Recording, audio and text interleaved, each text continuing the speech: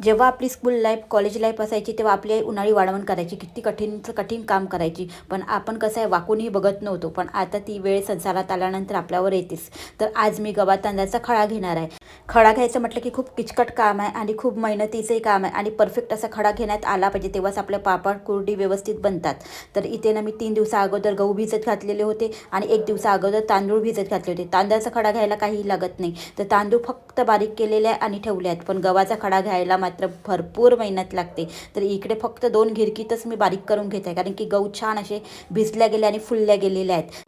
बारीक करायला काही मेहनत लागत नाही, पण खडा घ्यायचं म्हटलं की आता खूप जास्त मेहनत आहे. तर कमीत कमी 2 तास माझे या खड्यामध्ये घेण्यामध्ये गेले. तर पहिले म्हटलं चल नव्या माझ्या थोडीशी मदत कर. तर माझी मुलगी आली आणि प्रत्येक वर्षी थोडी ना थोडी मदत करते बिचारी.